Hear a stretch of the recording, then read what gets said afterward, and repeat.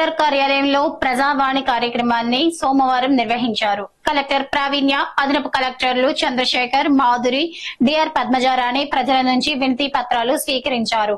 జిల్లాలోని వివిధ ప్రాంతాల నుంచి ప్రజలు భారీ సంఖ్యలో కలెక్టరేట్ కు తరలివచ్చారు. సమస్యలను పరిష్కరిస్తామని హామీ ఇచ్చారు. యువకుడు అదృశ్యమై హత్యకు గురైన ఘటన జహీరాబాద్ లో జరిగింది. పోలీసులు తెలిపిన వివరాల ప్రకారం పట్టణంలోని సింగీతం మహల్ కు చెందిన తాజుద్దీన్ 22 సంవత్సరాల అబ్బాయి శనివారం నమాజ్ కు వెళ్లి ఇంటికి రాలేదు. బంధువులు చుట్టుపక్కల వెతికిన ఆచూకీ లభించలేదు. ఆదివారం ఓ వేంచర్ వద్ద బావిలో మృతదేహం ఉన్నట్లు సమాచారం అందింది. శరీరంపై కత్తితో పొడిచిన గాయాలున్నాయి. తాజుద్దీన్ ను ఇద్దరు యువకులు బైక్ పై తీసుకెళ్లినట్లు సీసీ ఫుటేజ్ లో రికార్డ్ అయింది. తెలంగాణలో హైదరాబాద్ ఆరాంఘర్ ఫ్లైఓవర్ సమీపంలో ఓ జంట బరి తెగించింది.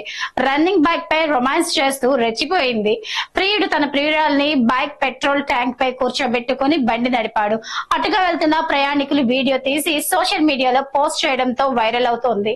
నిబంధనలు ఉల్లంఘిస్తూ ప్రయాణించిన ఈ జంటపై చర్యలు తీసుకోవాలని నెటిజన్లు డిమాండ్ చేస్తున్నారు.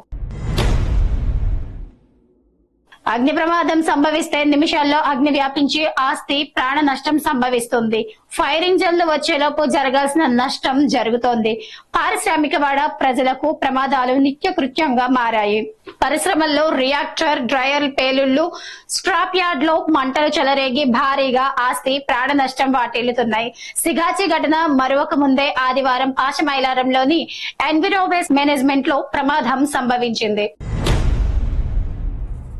కస్తూర్బా గాంధీ బాలికల విద్యాలయంలో సిఆర్జీలుగా నియమితులైన 11 మంది జిల్లా విద్యాధికారి వెంకటేశ్వర్లు సంగారెడ్డిలోని సమగ్ర శిక్షణ కార్యాలయంలో సోమవారం నియామక పత్రాలు అందించారు.